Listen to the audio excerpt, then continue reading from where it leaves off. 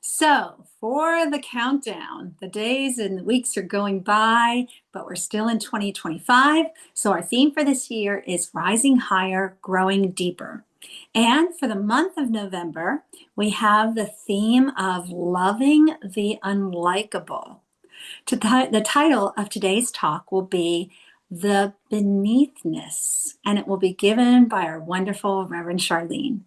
We're so glad that you took some time out of your day to join us. We know that you will be spiritually fed by the message that you get today, and we really just enjoy coming together as a community. If you have any prayer concerns or celebrations, please let us celebrate them and acknowledge them when we do our spiritual mind treatment, which is our form of affirmative prayer that Reverend Charlene will do after our message today. So if you have any prayer concerns or celebrations, drop them in the chat and she will be sure to include those. Also today, I think I'm going to throw this in right now so that you have time to do this. Maybe scurry around while you enjoy our welcoming video, but later in our service, you're going to need a candle that you will light. So make sure that you have that handy. All right, I think that's everything that I have to say to kick things off. Sit back, enjoy our welcoming video.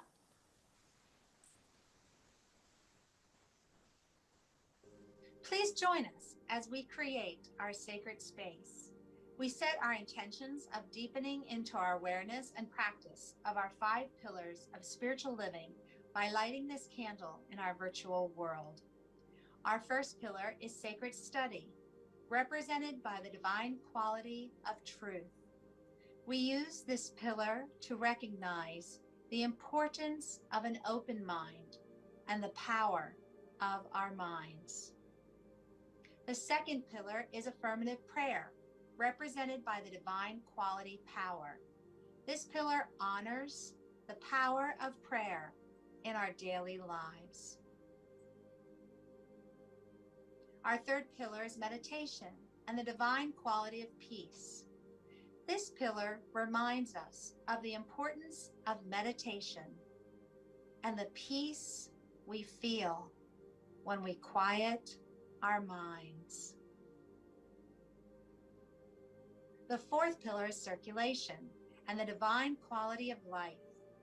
We know that the great law of circulation works in our lives.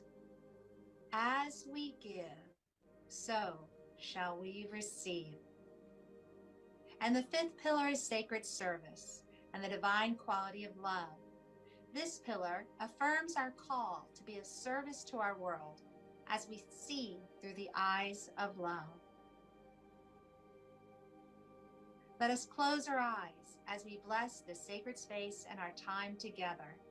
As we weave each of these pillars of spiritual living into our service today, may we in our own spiritual practices of study, prayer, meditation, circulation, and service, expanding our minds and our hearts to the 5 divine qualities of truth, power, peace, life, and love.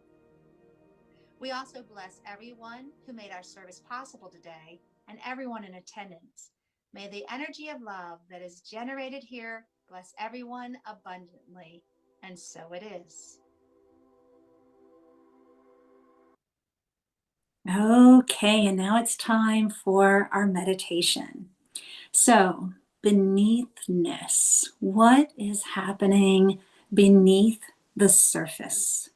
So today I'm going to focus on the present moment, and as we always do with meditation, we'll focus on our breath. So combining those and think about what is happening in our body beneath our skin without us ever realizing it each and every moment. Here we go. So just settle back in your chair, relax. Meditation is when we just put a pause. You can't run a motor constantly. We can't run all of our technology, our electronics constantly. Everything needs a pause when it goes to off, when it can reset. And that's exactly what we do when we meditate. So take a few deep breaths to go into that relaxation, that reset mode, breathing in and hold and release, and breathing in again, a nice deep breath, and hold and release. Now, as we go into this meditation, continue to breathe, but find a pace that is very natural to you. Don't force anything. Don't think about holding for a certain count and then releasing. Just go into your natural rhythm of breath. We want to make this nice and easy as we sink into this present moment. So there's no thoughts about the past. There's no thoughts about your to-do list and what you have to do later today, later this week, later this month. We're just sinking into and bringing our awareness to this exact moment, this present moment.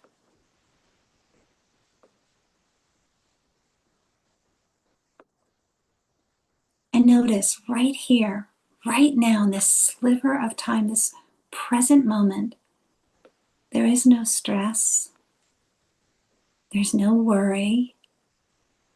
You're here among friends, you're listening to my voice, you're breathing naturally, you're enjoying the beautiful images on the screen if your eyes are open, or maybe your eyes are closed, and you're just taking in this present moment.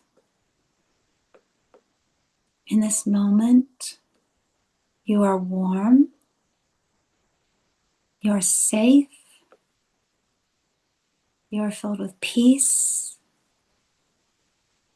you are at ease, you are blessed, and you're filled with gratitude. You don't have to do a thing. You breathe naturally. You don't have to remind yourself to breathe. You don't have to tell your stomach to do its job, your liver, your kidneys, your heart, your lungs, your brain, your ears.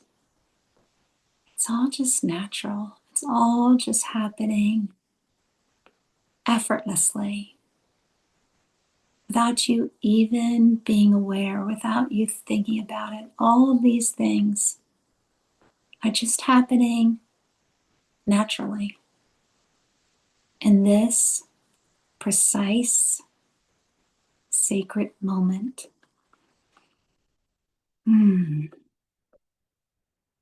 Let the peacefulness of this moment just embrace you, radiate through your body.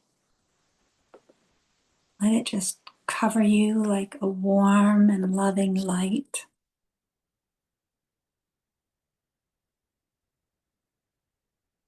This exact moment is unique, right? This moment, this slice in time will never happen again.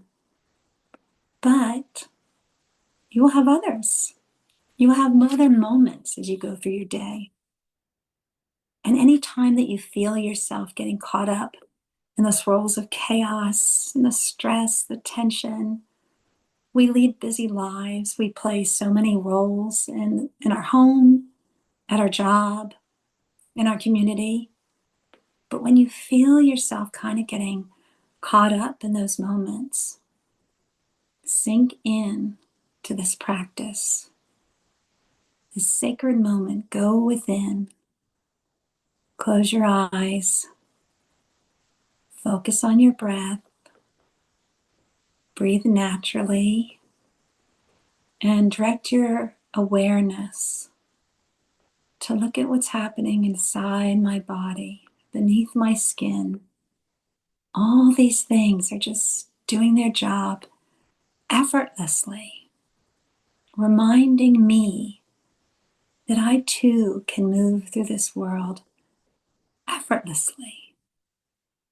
Just like my kidney, just like my heart, just like my ears, my nose. I have my job. I have my staying into the present moment and remind myself it's all natural. It's all here. It's all happening in this sacred present moment. And I can remind myself when I just sink into meditation and put a pause on all the things around. Slowly return because we have some music. Leah's waiting to perform for us, but you can carry this calmness with you as you enjoy the music, the message, and the rest of our service. Here's Leah. Thank you so much, Tamara. Just continuing in that energy.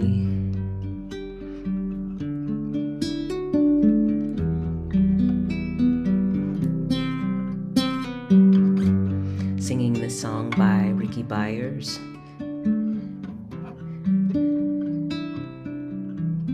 If you'd like to join me, please sing.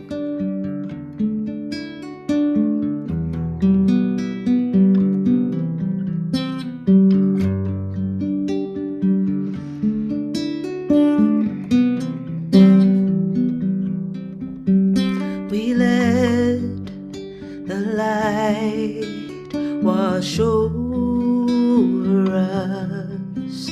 We let it be. We let the light wash over us. We let it be. We let the peace wash over us. We let it be. We let this peace wash over us. We let it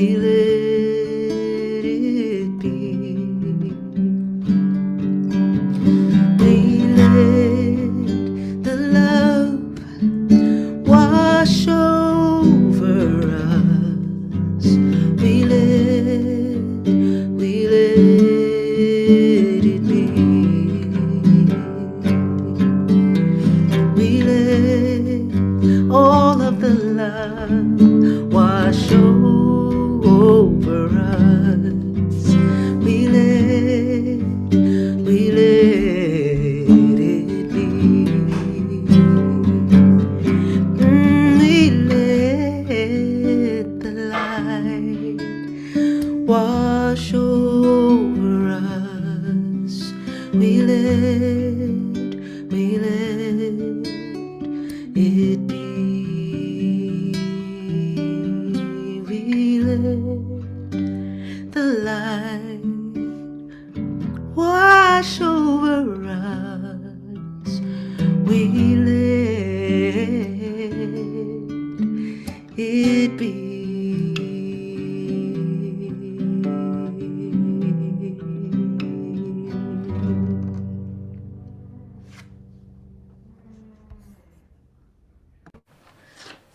I was swaying.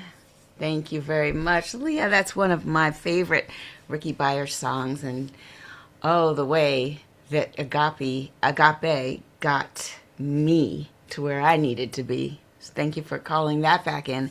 Also, Tamara, walking me through a forest. I don't even know if you said that, but there I was. I was walking through a forest as you took me through the present and the gratitude of this very moment.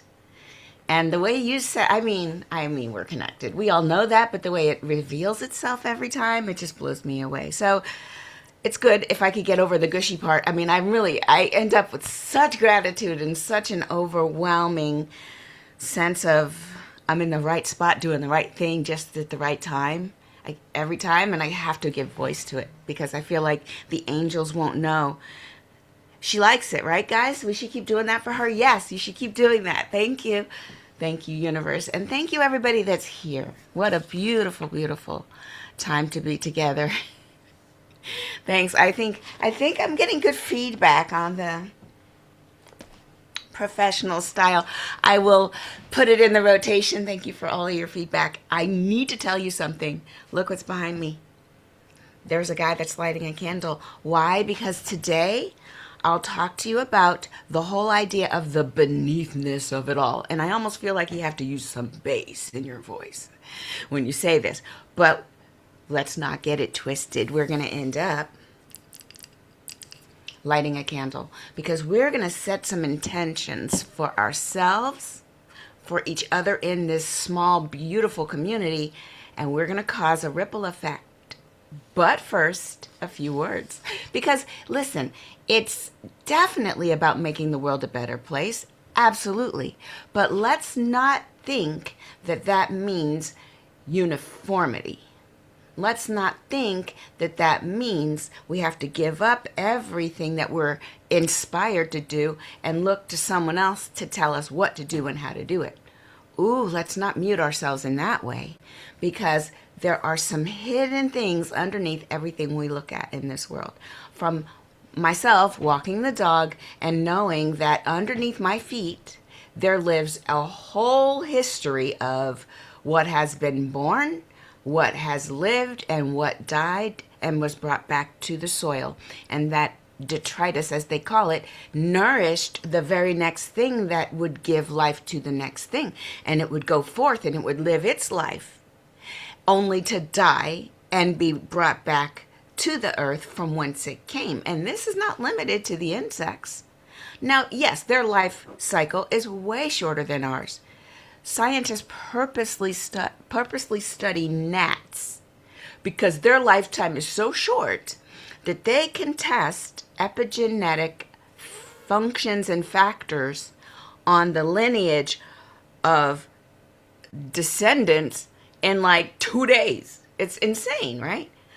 But that's not limited to just the animals and the insects and the fish and the leaves on the trees which fall off and then they are born again on the branch. We like to not think about the fact that it's also us. And I don't know if this is a morbid thought or an enlightened thought. You tell me.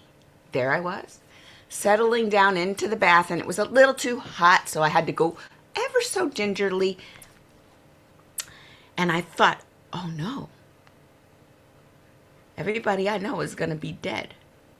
And me. So I don't know if that's morbid. And I know that today's binge watching and doom scrolling and social media, liking, subscribing, and don't forget to like and subscribe for us. Like what? We forget. This is not a permanent existence. We are not permanently here. And as we lose people that we love, that is brought front and center in our faces, and then we get to re-examine our priorities. And so I don't know if you guys ever felt like that. There's another morbid thing it comes to me every, I don't know, let's say 7 years. Because about 7 years ago, I was sitting at my desk, and across from me was Blake, and I think there was another developer there too. It might have been just Blake. But why was I thinking, my God, we're just skeletons with skin on? I don't know where that came from. It's the weirdest thing. So my brain is doing things. I know we all know that, but your brain does things too. I feel like part of us is nudging us and telling us to get on with it already. Get on with it. None of this stuff is real or permanent, but you are real, and you're right now making a huge difference. Now, the point of choice is, what difference exactly are we looking to make?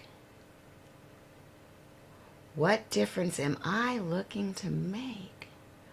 Me.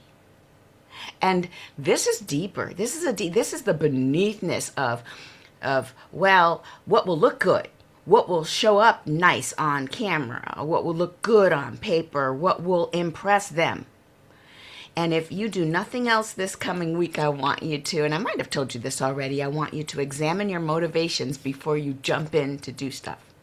And again, everyone else might already be on this train of thought, but me, being a little neurodivergent, I'm a little impulsive, a little ADHD if I'm not careful.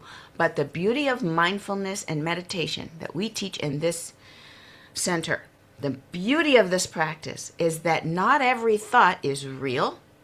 Not every thought needs to be acted upon. And sometimes it's just fun to watch what happens as you just let it float by. It's called meditation, mindfulness, just being present and seeing what's in front of us without being drawn into it. Just that observer effect, just one bit of a pause. And what I've been doing lately, because of my, again, I'll mention the ability to be distracted. Yeah, it could be a superpower or not. I do watch myself as I say, yep, I could do that. And I give it a beat. And then I ask myself, what's my motivation? What do I want out of doing that? If I follow that rabbit, if I do, what am I trying to get?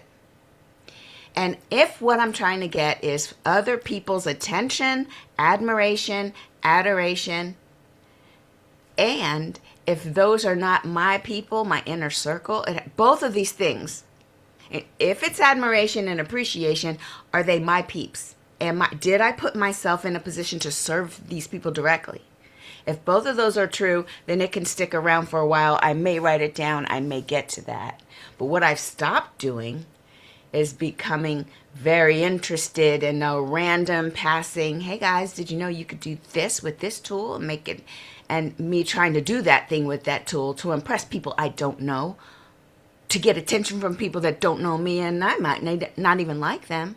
This is the beneathness I want us all to start thinking about. What's beneath the desire to jump and do that thing?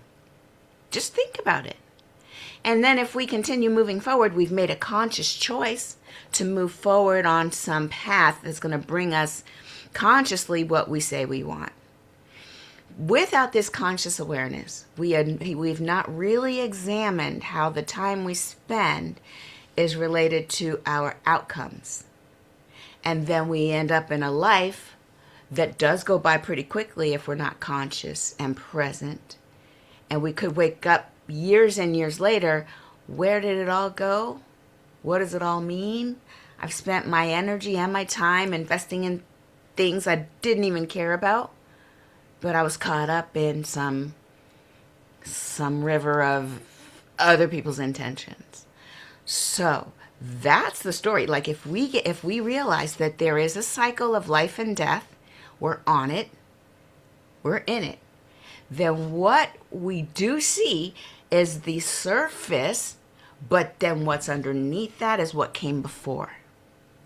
What came before?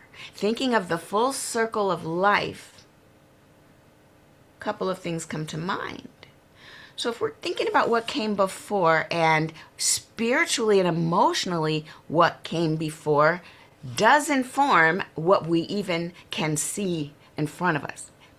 What we've been through, what we've gone through emotionally, physically, spiritually, we may have been a bit damaged, and that has changed our ability to see. We're seeing through a lens of pain, of separation, of abandonment, and what's wild is it's not even happening right now. It's not even happening. Whatever hurt us, whoever hurt us, that thing that happened, a lot of times it's us that caused the problem. We caused other people pain, and now we're like, oh no, how can I move forward and seek happiness if I sought to remove happiness from somebody else because I was unenlightened at the time? So it could go both ways. Parents have a lot of guilt that if we want to bring that with us, we can. But the problem with past pain, past unalignment, is that it makes us not see what's right in front of us. It's almost as if we're walking down the road, but we've got our head on a swivel and we can't really see. No, I'm sorry, the modern day equivalent. We've got our head in our phone. Let's be clear. We've seen the videos of the lady walking down the street, just went whoop, right into a manhole cover. They didn't have the cover. She didn't see it. That's kind of the way we walk. We're moving our bodies through the present space, and we're looking and we're thinking and we're distracted into someplace else. And that's how you miss your life. This is how it happens. So if we do stay present and we do know that, yes, we're walking forward with everything that happened in the past, but what we don't have to do is, one, we do not have to dive deeply into the hows, the whys, the who's, and the whats, and write a big story and then get into the details of the pain in the past. We don't have to do that. Because what we can do is we can just release the experiences that no longer serve us. We could write the experience a letter. Like many of you know how I wrote my bulimia a letter. And I was like, thank you for protecting me. Thank you for making me addicted to donuts instead of like heroin. Appreciate you. But I don't need you anymore because I have tools. And what we don't want to do is just stay in the space where we were trapped. So that introspection on what's still within me, why am I, there's a feeling and it's not because of the present. I'm fine physically. I do not have any immediate problems, yet my mind wants to put problem after problem in front of me because my anxiety wants to have something palpable. So if I don't have it, I'll create it. I'll blow up situations and cause chaos because I'm comfortable in chaos. Is that happening? Well, then that's a time to sit and ask ourselves with introspective thoughts, where did it come from? Is it still true? And if not, release it. Now, being true, let's discuss truth with a capital T or facts, because they're not the same thing. Facts and truth, it comes down to vibes. It comes down to vibes. And a lot of times we're just judging ourselves based on someone else's interpretation of who we are. And when we don't take that moment, we'll get caught up in their vibes. And then we start believing that we're not good enough. And then we start scrambling to look like other people. And that's another way that a whole set of years can pass you by. So to put a little bit of meat on the bone, I want to read you a story. It is a bit long, but it's a fantastic story. To give you an idea, if I can get to my workspaces in Google Drive. Okay, here. Good old Google. We love you, Google. All right, I'm going to tell you a story. Now, I don't know this person, John Rodell, Roedel. I'll try to move through it quickly, and by the time I get to the end of this, we're going to discuss and we're going to light this candle. So, John Rodell, he wrote this. The cocktail party is moving all around me while I am sitting awkwardly in a chair in the corner of the room writing this poem out on my phone. Everyone is so excited about the weather and their latest vacation and the newest cars and how they plan on voting. I am a little jealous because right now I am only obsessed with the encounter I had yesterday when my neighbor knocked on my front door to ask me, why am I letting my weeds overtake my planters in my front and backyard? You could grow a really vibrant garden, he offered without asking. I responded with a melodramatic thoughtfulness like I was considering a treaty that had geopolitical ramifications. He pointed out his row of flowers that were exploding out of his nearby garden like fireworks. His carefully curated bouquet looked like they were ready to be pin-up models in a flower magazine. His garden was so organized. His flowers were so uniform, the petals of each bud standing firm at attention like boot camp privates, waiting for inspection from their foamy-mouthed drill sergeant. I could not believe how incredible the posture of my neighbor's flowers. Then he gestured to my planter that looked like it belonged out front of a haunted house. He asked me to imagine how beautiful my planters would look if I would just put a little effort into them. While I am not an expert on psychology, what I think he meant to say was, imagine how much more beautiful my planters would look if you put some effort into yours. Ah, I replied, now reflecting on the idea that my lack of a green thumb was impacting the property value of those around me. My neighbor walked over and ran his hands over the vines and the blooming weeds on my pink brick planter. I could feel his disappointment growing. You see, these weeds are just useless and they're creating chaos, my neighbor said as he turned back to look at me, his eyes raking over me like a comb through a mop of unkempt hair.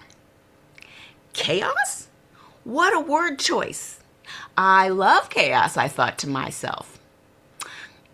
If you want, I can show you how to get rid of these flowering weeds, he suggested. I looked at my planter. The vines were sunbathing, and they were like they were roses. The blooms of the weeds popping open without any sort of apology. They had no idea they were unwanted. They were just minding their own business, being themselves. I put my hands into my pockets and secretly dug my finger into my thighs because I knew what I had to say next, and I knew how my neighbor would respond. I said, well, maybe since the weeds are flowering, they're actually flowers. I said to him. Now, I swear I could hear my neighbor's flowers gasp. The moment between us took a deep breath and said, that is an insult to actual flowers, he said with a straight face. I spent the next 5 minutes actually trying to explain that I wasn't trying to insult his flowers. I just wanted to make space for the possibility that maybe he shouldn't judge a gardener by their blossoms and perhaps, just perhaps, one person's weed is another person's wonder. He left the conversation the way he came into it, unannounced. An hour later, I found a huge bottle of weed killer on my porch with flowering, and the flowering weeds that were crawling up the side, they quivered. They quivered as I picked up. I winked and told them, I'll pick this up. I'll bring it in the house. You're safe. You're safe with me. And I brought the bottle of poison inside of my house like an unwanted fruitcake, and I meditated on all the ways we humans unintentionally pass out poison to kill what annoys us in each other. Now, a day later, I am here like a bit of a misfit at this cocktail party among all of these flowering people who seem to be much further ahead of me and on the board game of this existence. Everyone is exchanging stories of job promotions and their kids' test scores, and I'm sitting here on my phone writing about blooming weeds who didn't ask to be called useless. They just asked to sunbathe under the same light as roses do. And I think that that is just so lovely. By John Rodell. I just love every bit of that.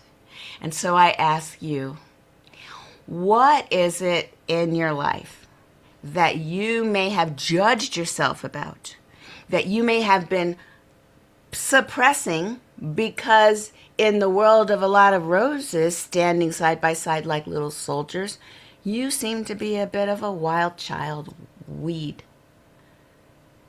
And whatever that is, I would like to submit that that is your gift to this universe. This is why you're here. That thing that makes you special, that makes you not blend in. That thing that makes you quirky, lean into the quirk. And I would love for us to all embrace that aspect of ourselves. So as we move in, and this prayer / candle lighting ceremony will be the way that we wrap this talk. And I just want you to take a moment and go with me to that same place that Tamara took us to, where we are in this present moment right here, right now. We need nothing. We are all perfectly held in the mind of the divine that made us. Every section, every portion of our being is wanted, is needed. It's part of our wholeness. So let's think about, what way are we truly a gift to this world?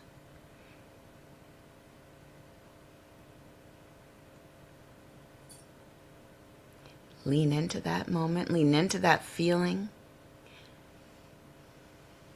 Just know that that is your divine gift, and it could be more than just one thing. It is the you-ness, it is the core, it is the uniqueness of you expressing the divine. And this energy, this beingness that we are right now, has been the result of what has come before us. Even our ancestors that came before us, they've given so much. And what do we have that we can give from? And so this is the energy, and I want us to feel the gratitude and know that there's no time like the present.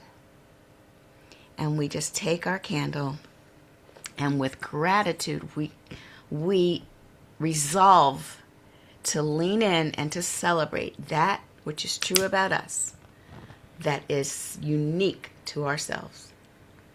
And as we light our candle, we know that we are also nodding to those ancestors that came before us, that this light shines in us as us, and through this light, we light up the world. We share our flame,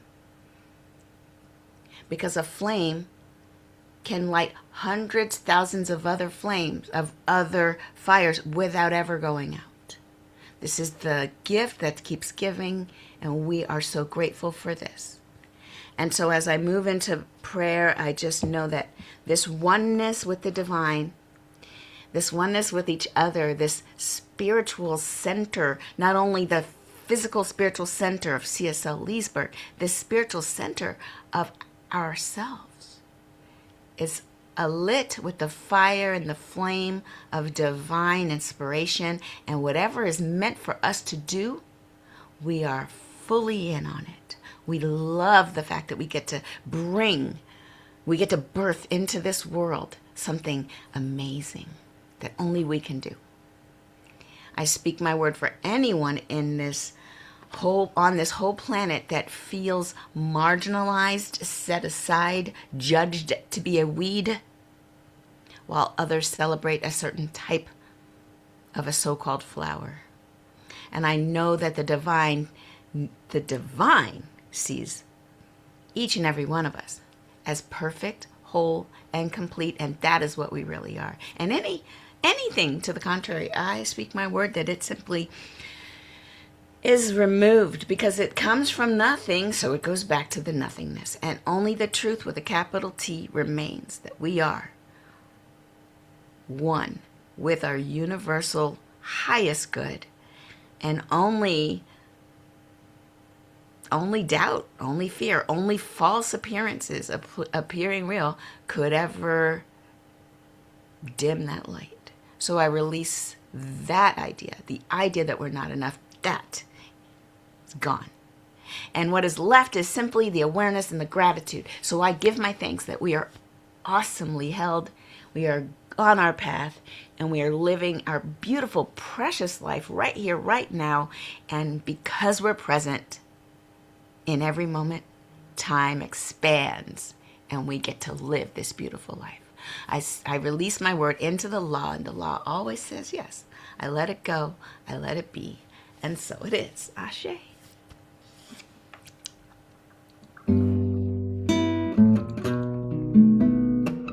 Thank you so much, Reverend Shar.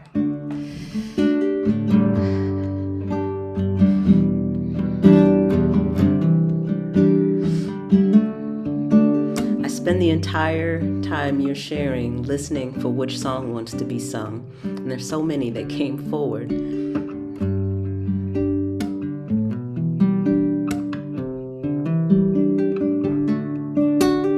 There is always a light when we are ready to see it. There is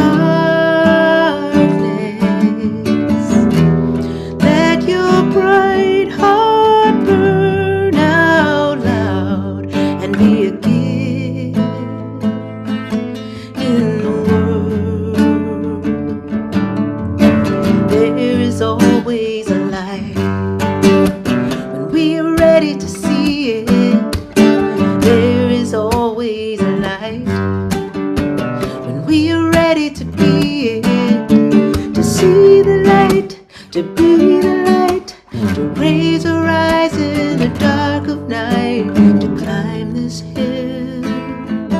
Together we will. So shine your light in the darkness. Shine your light in the darkness.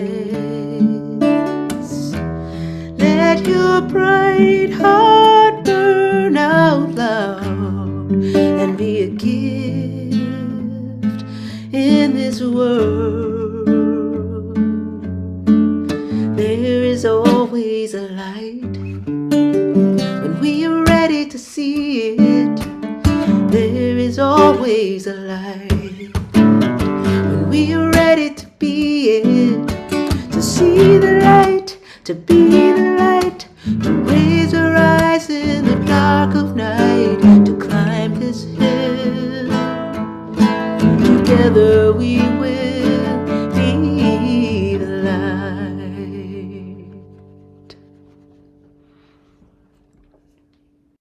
All right, Leah, you did it. You found the perfect song. Oh my goodness gracious. Charlene, I want to change the title of today's talk to Bless the Dandelions and the Stink Bugs, because you gave me a lot of insight during the message today.